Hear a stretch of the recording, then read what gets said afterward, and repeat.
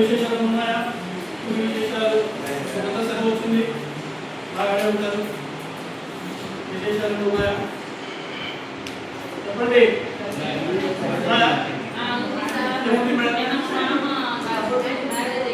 Very good. బాగా చేశారా?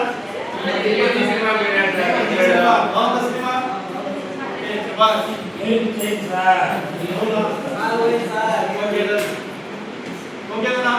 నువ్వంతా కూడా ఒక చిన్న జానపద గేయాన్ని పాడుకుందాం. చాలా బాగుంటుంది. అందరూ ఆనందంగా ఎంజాయ్ చేద్దాం. ఓకేనా? ఓకేనా?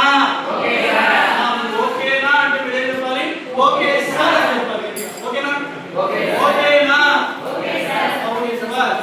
చింతామాను గిలకల భావి రమణమ్మ నువ్వు నాట్లేను వస్తావే రమణమ్మ నువ్వు నాట్లేను వస్తావే రమణమ్మ. చింతామాను గిలకల భావి మనలోకి నువ్వు నాట్లేను వస్తావే రమణమ్మ నువ్వు నాట్లేను వస్తావే రమణమ్మ. ఆరు చేలా పట్టిస్తాని ఆవుకు మోపెడు పెట్టిస్తా, ఆరు చేలా పట్టిస్తాని ఆవుకు మోపెడు పెట్టిస్తా.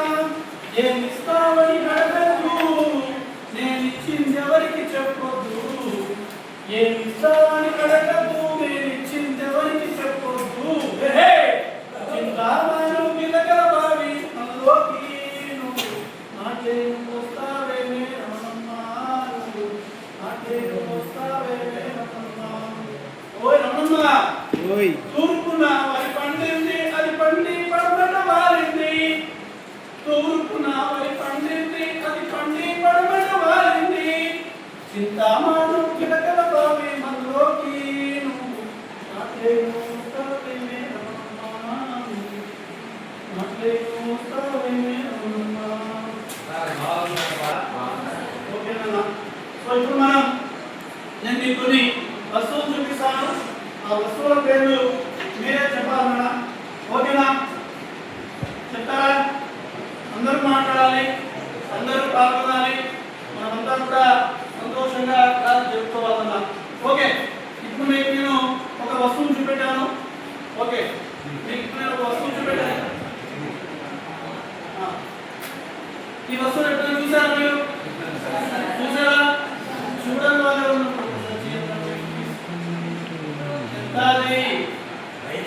వాళ్ళు చూడలేదమ్మా. నువ్వు ఎందుకు చూడలేదు? ఎవరు మీరు?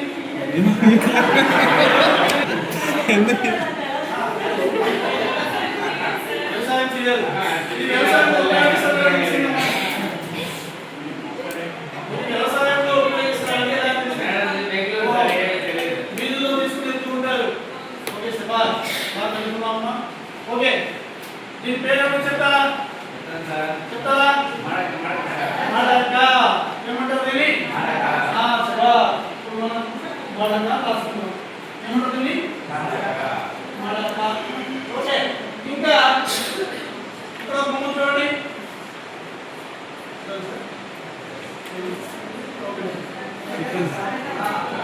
ఓకే, ఈ బొమ్మ చూడండి.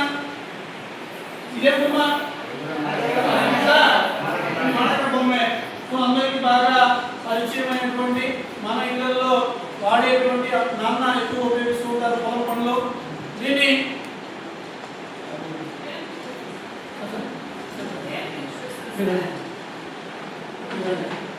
ఇప్పుడు మన వీధిలో స్కూల్ పక్కన వీధిలో ఒక రైతు వెళ్తున్నానన్నా, ఆ రైతు ఏ రైతు? ఆ రైతు భుజాన ఏదో ఒక వస్తువు తీసుకెళ్తున్నానన్నా. చూడండి, తీసుకెళ్తున్నాడా? రైతు భుజం మీద ఒక వస్తువు పెట్టుకొని వెళ్తూ ఉన్నాడు. ఏ వస్తువు అది?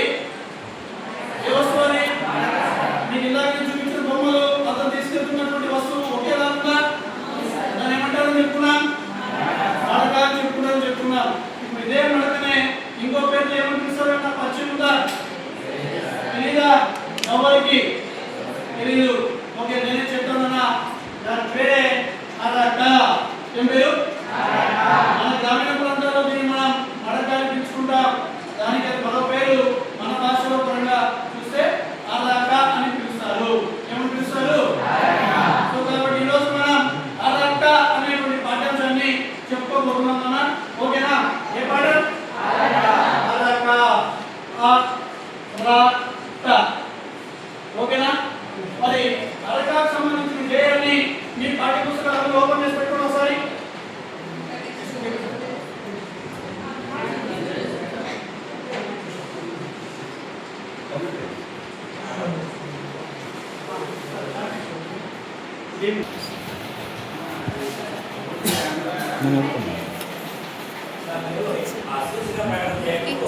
నేను చేస్తాను.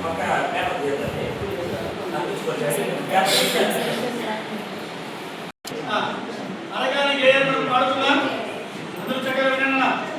అరక అరక ఇది మన అరక, అరక అరక ఇది మన అరక, కలవతో చేసిన చక్కని అరక, అరక అరక ఇది మన అరక, అరక అరక ఇది మన అరక, కలవతో చేసిన చక్కని అరక, పొలమును చక్కగా దున్నే అరక, అరక అరక ఇది మన అరక, మిట్టను మెట్టను దున్నే అరక, రైతుకు అండగా ఉండే అరక, అరక అరక ఇది మన అరక, అరక అరక ఇది మన అరక, కలపతో చేసిన చక్కని అరక, కలపతో చేసిన చక్కని అరక.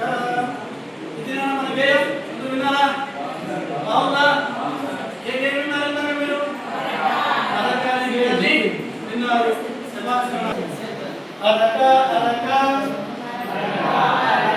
ఇది మన అరక, కలపతో చేసిన చక్కని అరక, అరక